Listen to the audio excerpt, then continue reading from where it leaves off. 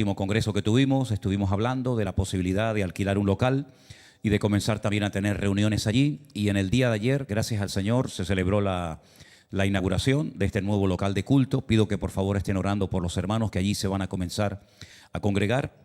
Y damos gracias al Señor que en este primer culto público, en esta primera reunión, estaba el pastor Alberto con su esposa, que como bien saben ustedes, los enviamos durante unos meses a los Estados Unidos hasta que ahora, el mes que viene de abril, pues ya vuelvan otra vez a atender, ¿no?, las iglesias que tienen también en Fuerteventura. Y en el día de hoy, la iglesia nuestra en Miami celebraba un año y también han cambiado de local. Tenían un local que ya pues estaba un poquito la gente apretada, un poco incómodo, y también les he mandado el vídeo de este primer año de aniversario, donde también estuvo Alberto en él. Así es que oren por estos dos lugares, que el Señor los bendiga, y por supuesto por todos los lugares, ¿no?, donde el Señor está levantando su obra.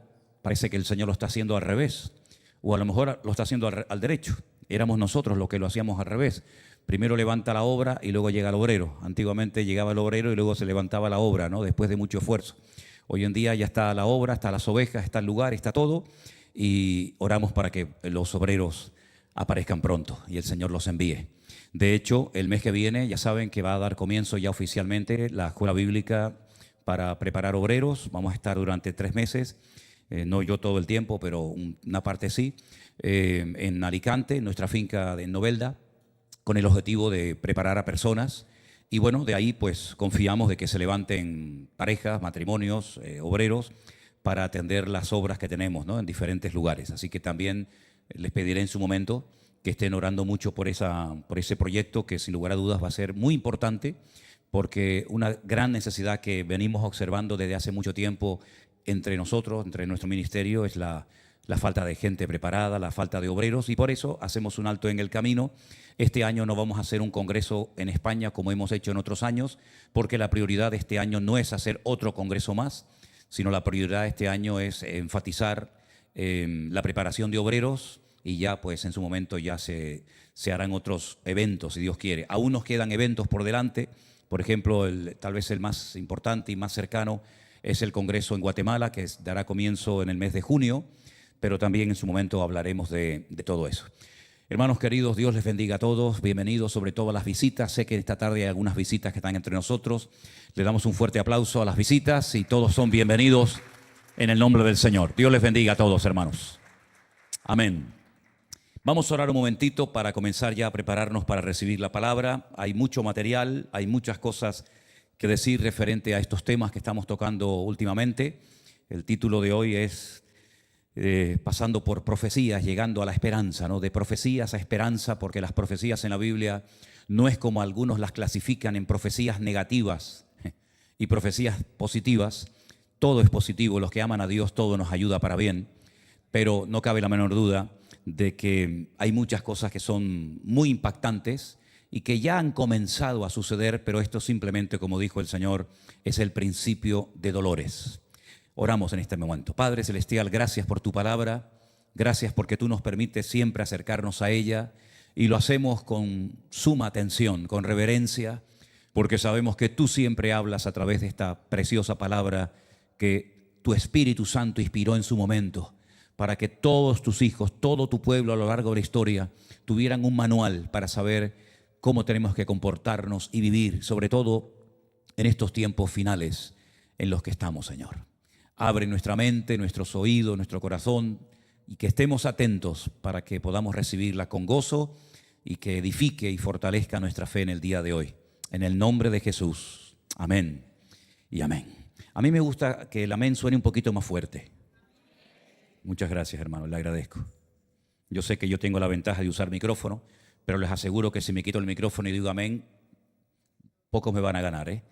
Bueno, haciendo un pequeño resumen, y este mensaje que di el día jueves, titulado El Príncipe de Persia, o El Príncipe del Reino de Persia, mejor dicho, surgió a raíz de una serie, no digo de sueños, pero sí como de palabras que venían a mi mente durante la noche, desde el día que empezó la fiesta famosa de Purim y que arrancó esta guerra tremenda que algunos pronosticaban que iba a durar 3-4 días, y la verdad es que ya nadie sabe cuánto va a terminar ni cómo va a terminar todo esto, ¿no?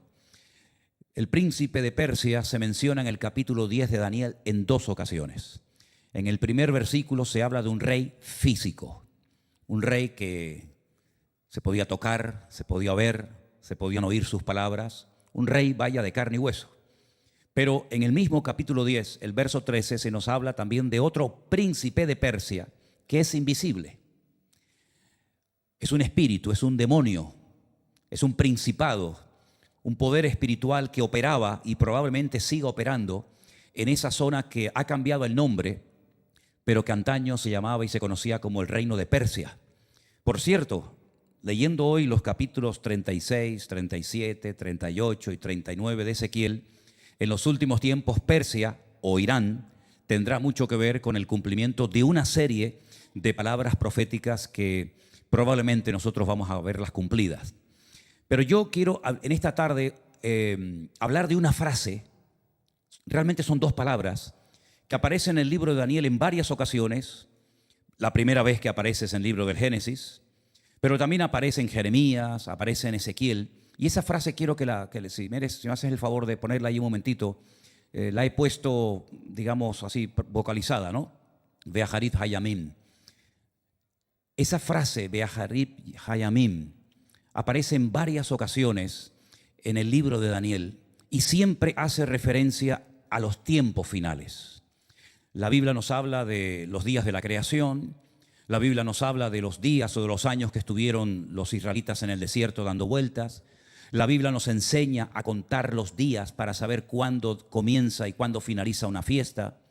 Pero la Biblia también habla de tiempos finales. Y en el capítulo 10, versículo 14, el primer versículo que voy a leer, dice lo siguiente: he venido para hacerte saber lo que ha de venir a tu pueblo en los Beaharit Hayamim. Esa es la frase. En los postreros o en los últimos días, porque la visión es para esos días. Es increíble cómo el Señor le cuenta lo que va a suceder a Daniel incluso antes de la primera venida de Cristo. Porque como hemos dicho muchas veces, el Señor ya ha visto cómo termina todo, cómo se realiza toda la historia de la humanidad. Y Él está contando a Daniel lo que va a suceder en el futuro. Pero no descarta el Señor esa realidad paralela de que así como los gobernantes van a jugar un papel fundamental en los últimos tiempos, también el mundo espiritual va a moverse de una forma tremenda. Y dijimos el jueves, solamente lo recuerdo, que uno de los autores bíblicos que mejor nos describe la organización, la estructura del mundo espiritual es sin lugar a dudas el apóstol Pablo. Él conocía perfectamente la cultura romana y sabía perfectamente que se podía inspirar incluso para dar aplicaciones personales en la armadura del soldado romano. Y él dice que tenemos que ponernos toda la armadura porque llegará un momento en la iglesia, en la humanidad, que él lo llama el día malo. Dice, para que habiendo acabado todo, estar firmes después de haber pasado por el día malo. Bueno, él emplea la expresión el día malo. En el Antiguo Testamento se emplea el día grande y temible de Jehová y otras expresiones similares.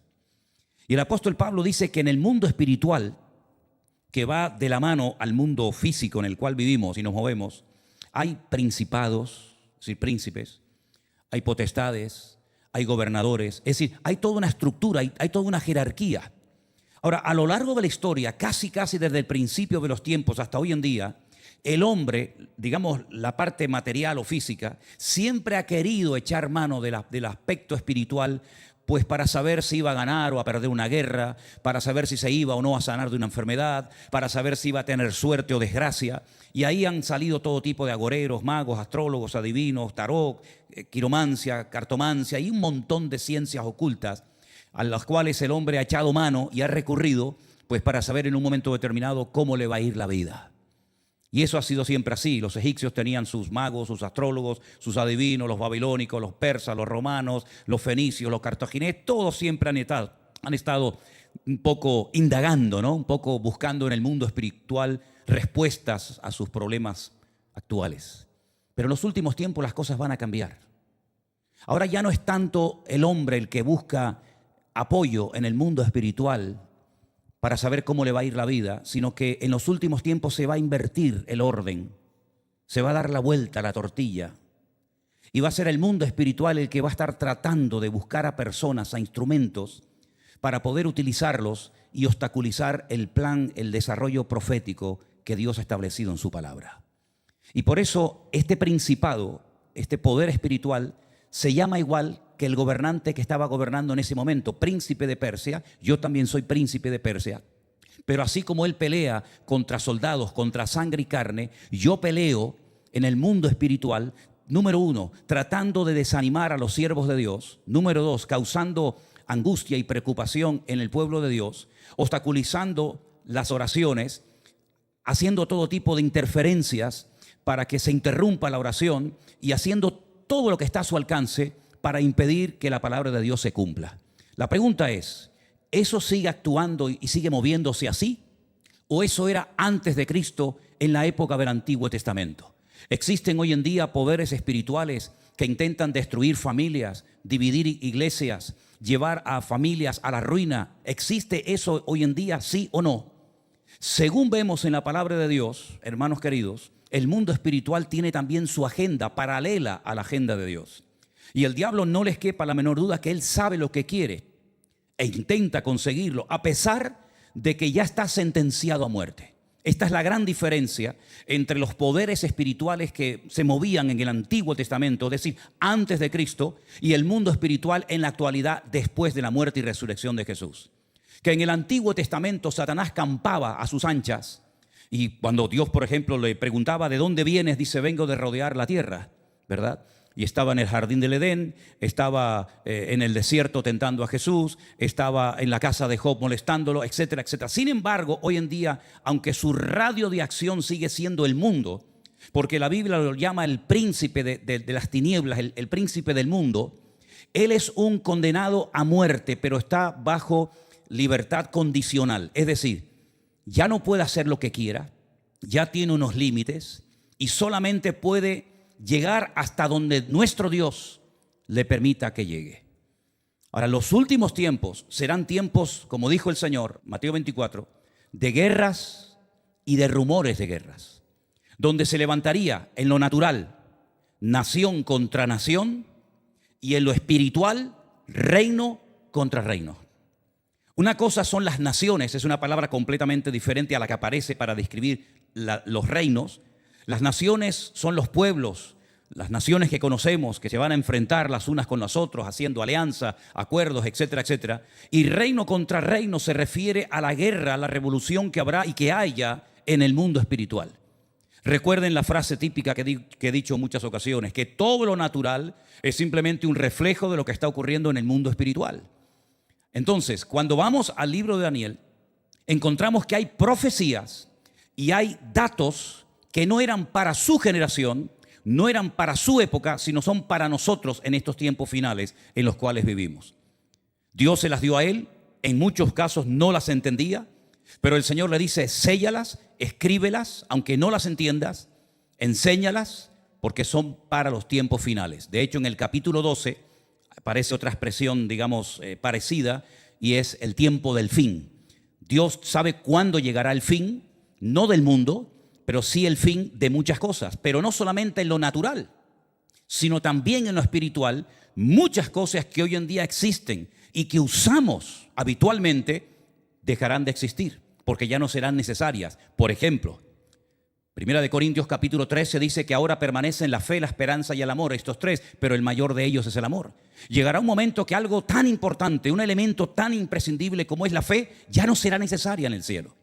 Ya no necesitaremos tener una esperanza de vida eterna, porque ya viviremos y estaremos participando de la vida eterna, incluso de la amada oración. Algún día nos tendremos que despedir de la oración. Gracias por habernos acompañado, gracias por habernos ayudado durante tantos años, pero llegará un momento en el que tenemos que decirle a la oración, se acabó. Ya no necesitaremos orar porque entraremos en otro nivel, en otra dimensión de tipo espiritual, ¿verdad? Porque dijimos el jueves, lo recuerdo, que lo espiritual fue primero que lo material. No solamente existe la materia y lo que podemos sentir y ver y tocar y oler y contemplar, medir y pesar, sino que el mundo espiritual precedió al mundo natural. Los ángeles, los demonios, los serafines, los querubines, etcétera, etcétera, ya existían antes de la creación que Dios hace en Génesis capítulo 1. Ahora, lo que el Señor le está dando a Daniel es una revelación de lo que va a ocurrir en los últimos tiempos. Pero ya se lo había dicho también a un rey de carne y hueso llamado Nabucodonosor, Daniel capítulo 2, versículo 28, cuando Daniel le muestra, le revela la interpretación del sueño que ha tenido, aquella imagen de 4 materiales, oro, plata, bronce y hierro mezclado con barro. Le dice: pero hay un Dios en los cielos, el cual revela los misterios. Y él ha hecho saber al rey Nabucodonosor lo que ha de acontecer en los postreros días. Ahí vuelve otra vez a aparecer la frase que estamos analizando en esta noche. He aquí tu sueño y las visiones que has tenido en tu cama, y ahí le da la interpretación. Es decir, que no solamente el Señor le reveló a Daniel, su profeta, su varón, el hombre de Dios, lo que iba a acontecer en los últimos tiempos, sino que también a este rey pagano, rey de Babilonia, también le mostró una parte de la historia antes de que se cumpliera. Él vivía en el tiempo del imperio de Babilonia, imperio babilónico, pero ese imperio caería, y de hecho cayó. Y entró en acción, entró en operación otro imperio formado por 2 naciones, los medos y los persas. Y ese imperio también cayó, que fue dominado y conquistado por Alejandro Magno, el griego. Y ese imperio cayó y fue dominado por más de casi por 1000 años por los romanos. Y todo eso se lo está revelando el Señor a través de un sueño a este rey pagano llamado Nabucodonosor. Pero no es el primer caso ni la última vez que Dios le revela algo a un inconverso. También al faraón. Al faraón en Egipto le dijo: has tenido un sueño, nadie se lo podía interpretar, y a través de José, él sabía perfectamente lo que iban a ocurrir en los próximos años. Aún no habían venido los tiempos de abundancia, aún no habían venido los tiempos de escasez, pero Faraón sabía lo que tenía que hacer, y por eso preparó a José y delegó en José y le dio toda su responsabilidad, porque el Señor le reveló a otro rey pagano, en este caso al faraón de Egipto, cosas que iban a ocurrir en los últimos tiempos. Es decir, no pensemos que solamente Dios está trabajando con la iglesia, con nosotros los creyentes. Dios está trabajando con el mundo entero, y la palabra dice que Él es el que quita y pone reyes. Así que en cierto sentido lo que estamos viendo en la actualidad y estamos viendo en la televisión y las personas que conocemos con nombre y apellido son en cierto sentido piezas en el gran puzzle, en el gran tablero donde Dios está llevando a cabo su plan profético. Si vamos al libro del profeta Ezequiel, un libro, por cierto, extraordinario, yo les recomiendo que lo lean, sobre todo los capítulos, ya digo, 36, 37, 38 y 39. En el capítulo 38 de Ezequiel, el verso 16, el Señor le dice a Ezequiel lo siguiente: y subirás contra mi pueblo Israel como nublado para cubrir la tierra. Será al cabo de los días. Ahí aparece otra vez la misma expresión, aunque en esta ocasión se ha traducido como al cabo de los días, de Aharit Hayamim, y te traeré sobre mi tierra para que las naciones me conozcan cuando sea santificado en ti, oh God, delante de tus ojos. Si ustedes ven el capítulo 36 del libro del profeta Ezequiel, se nos habla de una restauración futura de Israel. Ellos no estaban en ese momento en su país. Las tribus del norte habían sido arrasadas por el imperio asirio. Las tribus del sur, las únicas que quedaron, que fue Benjamín y Judá, habían sido sacadas del sur y llevadas al cautiverio en Babilonia. Pero el Señor habla de una restauración global, de una restauración nacional, tanto de lo que se conoce como las tribus del norte, Israel, como de las tribus del sur.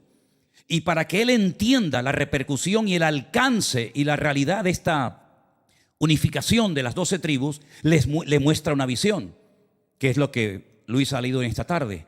Le muestra un valle lleno de huesos secos, que son nada más y nada menos que todos los judíos esparcidos por todas las naciones de la tierra. Y dice la Biblia que no había ninguna esperanza para esos huesos. Eran huesos secos, no había en ellos vida, no había nada. Sin embargo, cuando el Espíritu comienza a operar, se convierten en un gran ejército, y ahí vemos 2 restauraciones. Una que ya se ha producido. 1948 es el año que nacionalmente, como país, como nación, el pueblo, el Estado de Israel fue restaurado.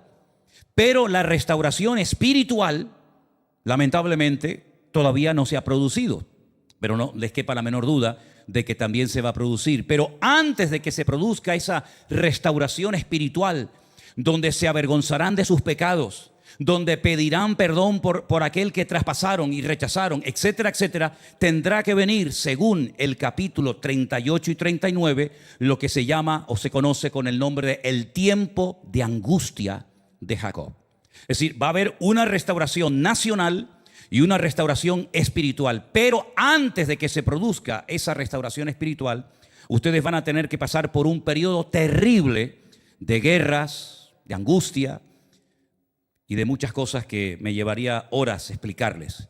Pero curiosamente en el capítulo 38 de este profeta de Ezequiel se mencionan algunas naciones y algunos dirigentes del mundo que van a formar parte de esos instrumentos que Dios va a utilizar para presionar a Israel, para llevarlos al arrepentimiento.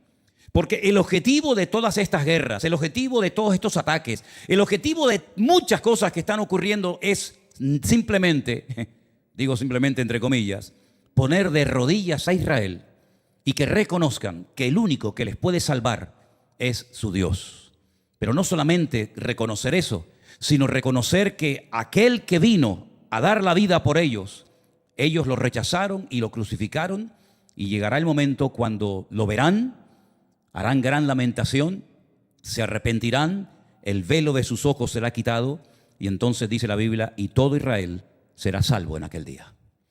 Capítulo 38 de Ezequiel, dice la Biblia, vino a mí palabra del Señor diciendo, hijo de hombre, pon tu rostro contra Gog, en tierra de Magog, príncipe soberano de Meset y Tubal, profetiza contra él. Todo lo que se dice en la Biblia de este personaje Gog, que puede ser un tipo del anticristo, siempre es todo en contra. Así ha dicho Jehová el Señor, he aquí yo estoy contra ti, oh Gog, soberano de Mesec y Tubal. Te quebrantaré y pondré garfios en tus quijadas y te sacaré a ti y a todo tu ejército, caballos, jinetes y todo equipados, gran multitud de paveses, escudos, teniendo todos ellos espadas, y ahí vuelve a aparecer Irán, pero con el nombre bíblico. Por eso Irán no va a ser destruida.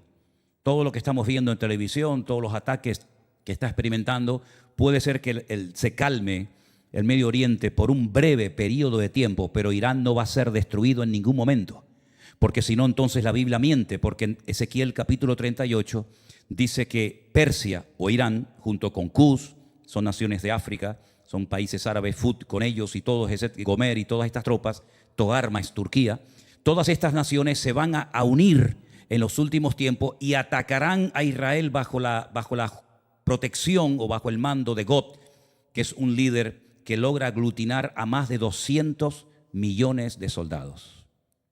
Hay más datos sobre esta guerra, es la famosa batalla de Armagedón. Zacarías capítulo 14 nos describe qué tipo de armamento se va a utilizar, qué va a pasar con ese armamento, cuántos van a morir, cuánto tiempo se va a estar enterrando cadáveres, etcétera, etcétera. Es decir, que si alguno piensa que este mundo se va a arreglar en los próximos días, semanas o meses, permítame echarles un jarro de agua fría encima y decirles que esto no lo va a arreglar absolutamente nadie, porque el único que puede poner paz en la tierra es el príncipe de paz, que es el Señor Jesucristo. El hombre intenta con sus bombas y con sus aviones y con sus amenazas y con sus historias, intenta normalizar la situación, pero simplemente lo que está haciendo es colaborar con Dios para lo que se avecina, porque lo que estamos viendo no es ni la punta del iceberg de lo que le viene no solamente al Medio Oriente, sino a Europa también. Ya se está hablando de que hay misiles de largo alcance que pueden llegar incluso a ciudades europeas como París, Roma, etcétera. Pero la palabra de Dios nos enseña que el mundo espiritual cambiará de tal manera que los millones de demonios que están en Europa se van a alterar y a revolucionar de tal manera que el mundo será un auténtico caos. Y la Biblia dice que el que permite todo esto y el que lleva a estos millones de soldados a Israel, que llegan, como hemos leído en estos días, en Ezequiel 14, Zacarías 14, hasta el mismísimo monte de los olivos, y allí llega y muere el anticristo. La Biblia nos enseña que el que mueve y permite todo esto es nada más y nada menos que Dios. No es el diablo el que hace lo que le da la gana. Es Dios el que está a punto de decir, basta, se acabó, se acabó. Habéis destrozado mi mundo, mi planeta, lo habéis convertido en una cueva de ladrones. Y ahora me toca a mí mostrarles a ustedes mi poder y mi autoridad. Y todas las naciones de la tierra reconocerán que Él es el único rey, que Él es el dueño de la tierra y que Él quita y pone reyes y que el único que puede poner orden, no solamente a título personal en nuestras vidas y corazones, sino a nivel mundial, es nuestro Dios. La gran batalla es la que hace que todas las guerras se terminen de una vez para siempre. Pero todavía quedan muchos detalles por cumplir. Pero esta restauración espiritual de la cual estamos hablando, ya también nos habló Jeremías en el capítulo 30. Léanlo entero, este es un capítulo extraordinario. Y en el capítulo 30, el Señor les está diciendo a Israel todo lo que les va a pasar. Todo lo que les va a suceder por su rebeldía, por sus pecados, por su soberbia, etcétera, etcétera.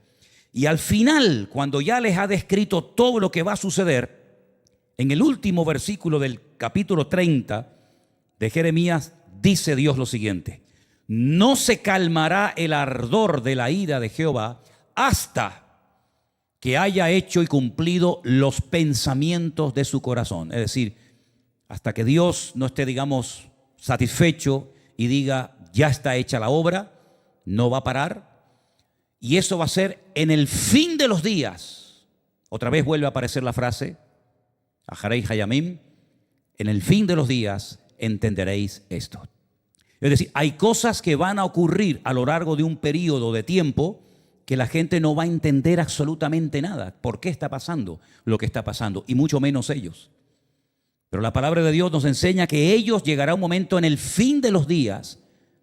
Hay otro capítulo impresionante que es el 12 de Daniel, que dice que cuando ya no puedan más, cuando ya se les hayan acabado las bombas, los misiles, cuando se les hayan acabado las fuerzas, entonces en ese momento el pueblo santo, el pueblo de Daniel, que era el pueblo de Israel, reconocerá que el único que les puede ayudar y salvar del exterminio total y absoluto es el Dios de Abraham, de Isaac y de Jacob. Y dice Jeremías, y al fin, cuando ya haya pasado la tormenta, cuando ya todo haya sucedido conforme a la palabra de Dios, entonces en el fin de los días es cuando van a entender por qué han ocurrido todas esas cosas. Así que si leemos las profecías y las ponemos todas encima de la mesa, que son un montón, encontramos en primer lugar que se tiene que producir, y es lo que marca el inicio, la cuenta regresiva, la restauración nacional de esta gente. La restauración nacional de un país que hace 70 años no existía. Hace 70, 71 años este país llamado Israel no existía. ¿Dónde estaban? Bueno, estaban en Rusia, en América, en Jamaica, en África, en todas partes del mundo. No existía un país llamado Israel. En mayo de 1948, para asombro de las naciones de la tierra, surge, entre comillas, de las cenizas un país pequeño llamado Israel. Y desde ese momento hasta el día de hoy no ha habido prácticamente ni un día de paz. Han sido una guerra y otra, cuando no es con unos es con otros. Y cada vez es como los dolores de parto. Cada vez serán más prolongadas y más dolorosas. Y no es que yo sea un experto en dolores de parto, ni mucho menos, pero es el ejemplo que pone la Biblia. Como los dolores que le vienen de repente a la mujer que está a punto de dar a luz, son dolores intensos, prolongados y que anuncian que viene un ser, y en este caso el que viene ya sabemos quién es, el Rey de Reyes y Señor de los Señores. Amén, hermanos. Cuando se produzca esa restauración nacional, queda un aspecto fundamental que es el reconocimiento por parte de este pueblo ya establecido en su tierra, el reconocimiento de Jesús, al que le hemos cantado Yeshua HaMashiach, el reconocimiento nacional por parte de los políticos, por parte de las autoridades religiosas, civiles, militares, etcétera, etcétera, el reconocimiento nacional de que Yeshua es el Mesías de Israel. Eso aún no se ha producido. ¿Cómo se va a llevar a ese punto? A través de un periodo terrible de conflictos, de guerras, de follones, etcétera, etcétera, que se conoce como el tiempo de angustia de Jacob. Un tiempo que cada vez va a ir a más, a más, a más. Y antes de que venga esa restauración espiritual, los últimos 7 años, ¿vale? Los últimos 7 años hasta que Israel caiga de rodillas y reconozca que Jesús es el camino, la verdad y la vida, y que nadie va a ir al Padre sino solamente a través de Él. Ese periodo de 7 años, el Nuevo Testamento lo describe en todo un libro. Hay todo un libro que nos habla acerca de esos últimos 7 años, que nosotros los llamamos o los conocemos como el tiempo de la gran tribulación, donde hay una serie de símbolos, de animales, de caballos, etcétera, de números, a través de los cuales Dios nos da un mensaje de cómo cronológicamente se va a ir poniendo todo en su sitio y de cómo Israel tiene que prepararse para lo que se avecina. Porque lo peor que le espera al pueblo de Israel es esta, ya digo, confederación de naciones capitaneadas por un personaje llamado en el Antiguo Testamento Gob. En el Nuevo Testamento Juan lo llama el Anticristo, aunque recibe otros muchos nombres en otros libros de la Biblia. Junta 200 millones de soldados de Europa, de África, de todas partes. Israel es abandonada completamente por Trump o por los Estados Unidos. Estados Unidos se echa marcha atrás, Estados Unidos se va a endeudar hasta el cuello, no va a poder hacer frente a la crisis económica que se le viene encima, porque todos los días está gastando miles y miles de millones de dólares en esta guerra. Recuerden que, por ejemplo, Irán han sido capaces de hacer ellos mismos de una forma, entre comillas, vamos a hacer así, casera, un tipo de armas que les salen muy económicas, muy baratas, pero que por el contrario, tanto a Israel como a los Estados Unidos le cuesta una fortuna interceptar un pequeño avioncito que te puede tirar un edificio abajo, y ese misil que lo intercepta vale muchos millones de dólares. Estados Unidos se va a endeudar hasta el cuello, el dólar se va a ir al garete, no va a valer ni un centavo, salvo solamente como papel higiénico. Estados Unidos se echa para atrás y es entonces Israel cuando se ve totalmente sola. Ya no tiene apoyo. Y cuando se le acabe todo su apoyo, Daniel capítulo 12 lo dice, cuando se le acabe todo lo que tienen debajo de tierra y donde sea, es entonces cuando dirán, se acabó, ya no hay nada más que hacer. Y es entonces cuando tendrán que clamar en ese tiempo de angustia y de desesperación, donde van a ser atacados por tierra, mar y aire, con armas que todavía la humanidad no conoce, pero que ya la Biblia describe 800 años antes de Cristo, cómo operan en los animales, cómo actúan en las personas, en los seres vivos. Y es entonces cuando aparece el Señor. Y es entonces cuando Israel es restaurado espiritualmente. Y es el tiempo de la intervención más poderosa de Dios en la faz de la tierra. Ha habido momentos, si nosotros cogemos la Biblia, hiciéramos una lista de momentos en los que Dios ha intervenido de una manera sobrenatural y poderosa en la humanidad. Hermanos, yo creo que nos faltarían libretas. Desde el libro del Génesis hasta el último libro, el Apocalipsis, hay cantidad de veces donde Dios actúa, donde Dios se hace presente y las cosas cambian completamente. Pero la intervención más poderosa y a nivel mundial de Dios, sin lugar a dudas, va a ser en esa famosa batalla de Armagedón, donde he llevado en montones de ocasiones a miles de personas para que vean el famoso valle de Armagedón o el valle de Megido, donde se va a llevar a cabo una batalla tremenda, donde millones de personas perderán la vida. Y entonces dice la Biblia que cuando el Rey venga, porque no se olviden que el Señor Jesucristo cuando nació aún no hablaba, no había hecho ningún milagro, no había cambiado ninguna vida, no había resucitado ningún muerto, etcétera, etcétera. Ya vinieron de donde vivía Daniel unos personajes cargados de una cantidad enorme de dinero y de especies para poder financiar la huida al desierto, a Egipto, de sus padres. Y dice la Biblia que ellos habían sido guiados milagrosamente porque venían a adorar al rey de los judíos. ¿Quién les había dicho que ese niño era o iba a ser algún día el rey de los judíos? Algún día lo sabremos. Pero ellos no venían a adorar a un profeta.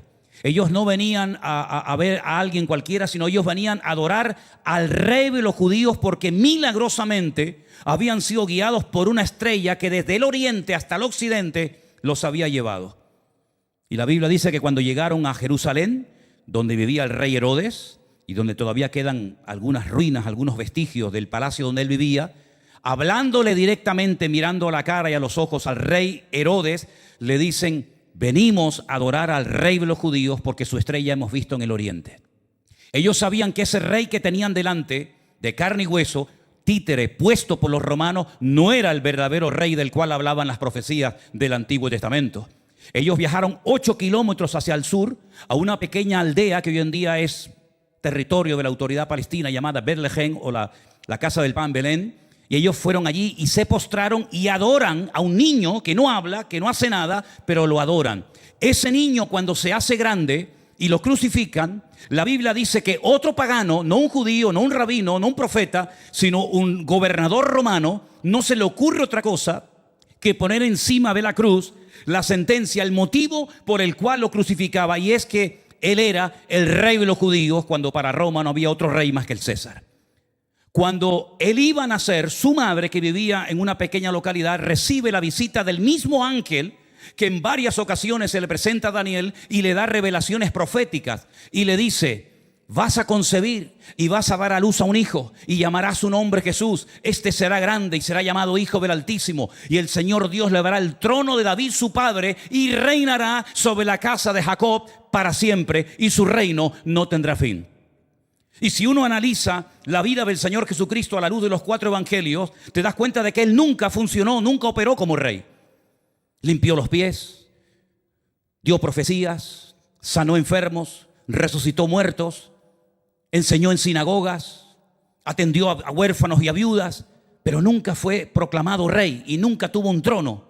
Sin embargo, el ángel Gabriel dijo: reinará, futuro, reinará sobre la casa de Jacob para siempre, y su reino no tendrá fin. Y esto concuerda con la revelación que Dios le dio a Nabucodonosor, cuando le dice: mira, tú has visto a tu reino, y has visto al siguiente, y has visto al siguiente, y has visto al cuarto, pero no te olvides que hay un reino que en esa imagen o en ese sueño, Nabucodonosor lo vio como una pequeña piedra, algo insignificante, que venía rodando de lo alto de una montaña, y cuando llega al valle, le pega a la estatua, la desmenuza, y esa pequeña piedra se hace un monte gigante, y toda la gente tiene que ir a adorar a ese monte, que es un tipo de la figura del Señor Jesucristo. Es decir, el Señor ya sabe lo que va a ocurrir mañana. El Señor sabe cómo va a terminar absolutamente todo, lo conoce perfectamente. Él es el Dios de la historia. Él nos cuenta el futuro en tiempo pasado, porque Él sabe perfectamente cómo va a reaccionar el corazón del hombre, que por cierto dice la Biblia que es engañoso. Pero la pregunta que tenemos que hacernos es: ¿cómo vamos a reaccionar nosotros? ¿Nos estamos preparando espiritualmente y mentalmente para los tiempos que se avecinan? La Biblia nos enseña que Dios le dio tiempo para que se preparara Noé, y tardó más tiempo en prepararse que realmente el tiempo que estuvo dentro de aquel arca, digamos, herméticamente cerrado. La Biblia nos enseña que el Señor Jesucristo le dijo a la iglesia en varias ocasiones: velad y orad, para que ese día, el día malo, el tiempo de angustia de Jacob, no sorprenda como ladrón en la noche. Porque si el padre de familia supiera cuándo viene el ladrón, velaría y no dejaría minar su casa. Pero si estamos distraídos, no estamos centrados en las cosas del Señor, y estamos detrás de vanidades y de tonterías, están ocurriendo cosas delante de nosotros y no somos conscientes de lo que todo eso significa y del mensaje que Dios está dándonos a través de lo que está ocurriendo. Ahora, si tu preocupación en la vida simplemente es llegar a fin de mes, hermano querido, ¿qué quieres que te diga? Si tu preocupación simplemente es tener los papeles en España para estar legal y conseguirte un trabajito y un día comprarte una casita y mandar dinerito a tu casa, pues querido, tu vida cristiana es una vida muy pobre y muy miserable. ¿Qué quieres que te diga? Nosotros tenemos que tener una visión mucho más amplia. Nosotros tenemos que tener la visión de Dios. Nosotros tenemos que entender lo que el Señor nos está diciendo, queridos hermanos. Y lo que está ocurriendo es que se aproximan los tiempos finales. Y los tiempos finales Pablo los describe con 2 palabras: tiempos difíciles y tiempos peligrosos. Ahora, si tú lo que buscas es la tranquilidad de tu hogar, de tus gallinitas, de tu terrenito, bueno, pues que Dios te bendiga, querido. Claro que podemos tener paz en medio de la tormenta, faltaría más. Claro que podemos y debemos tener paz y confianza en el Señor. Pero no te olvides que nosotros en este mundo estamos de paso, ¿eh? ¿Sabían eso? 3. ¿Cuántos sabían que estamos de paso en este mundo? Entonces, ¿a mí qué más me da si tengo pasaporte y ciudadanía americana, japonesa o china? ¿A mí qué más me da si yo estoy aquí de paso? Ahora, si yo quiero echar raíces en un país, pues claro, me hace falta esto y aquello. Pero es que no somos ciudadanos de este mundo. Estamos simplemente de paso. Y mientras tanto, ¿qué hacemos? Cumplir con el llamado y cumplir con nuestro deber y hablar a tiempo y fuera de tiempo, con ganas y sin ganas, con dolor de cabeza o sin dolor de cabeza, con dinero o sin dinero. Seguimos siendo hijos del Rey de Reyes y Señor de los Señores. ¿Cuántos dicen amén? La iglesia tiene que despertar a la realidad de estos tiempos en los cuales vivimos. Claro, viene un futuro esperanzador. Es que lo bueno de esto, y tienes que entenderlo, que para que venga lo bueno, lo glorioso, lo maravilloso, lo majestuoso, primeramente tiene que ocurrir pues todo lo que la Biblia dice.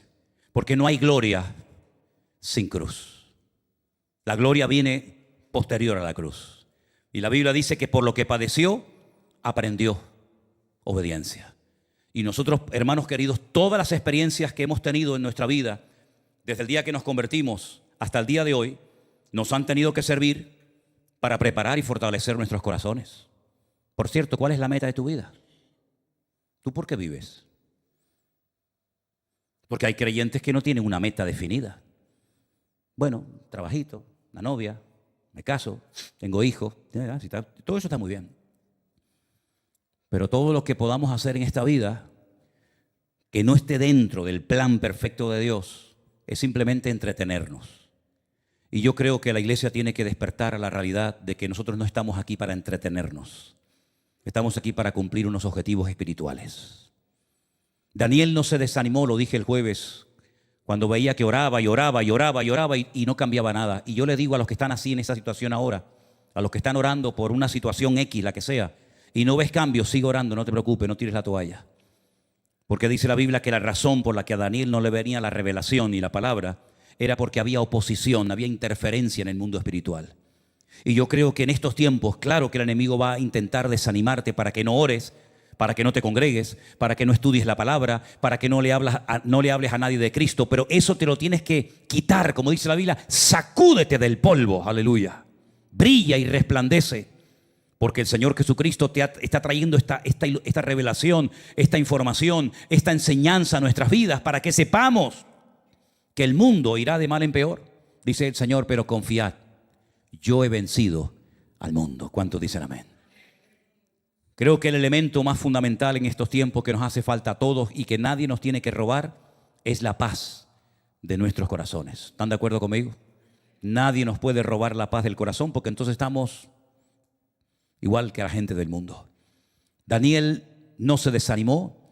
Es verdad, se afligió. La palabra dice que se afligió, que estaba orando, que estaba ayunando, porque veía que el pueblo no reaccionaba ante el edicto de libertad que había sido ya firmado hacía 2 años por el rey físico, el rey de Persia, Ciro, ¿verdad?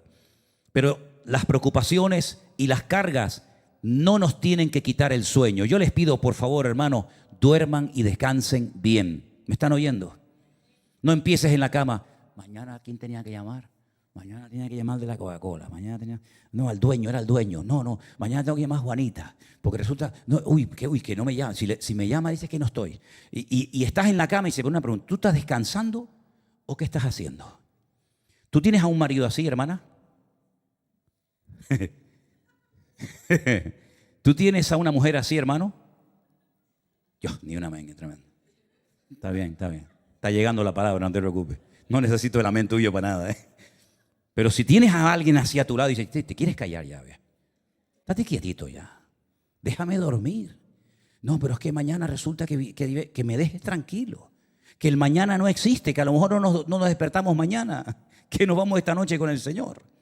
En otras palabras, hay que alimentar la paz y no alimentar los nervios. Porque la respuesta a tu oración a lo mejor viene durante la noche.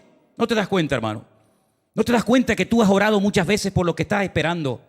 Y que en algún momento, a lo mejor cuando menos te lo esperes, vendrá la respuesta a tu oración.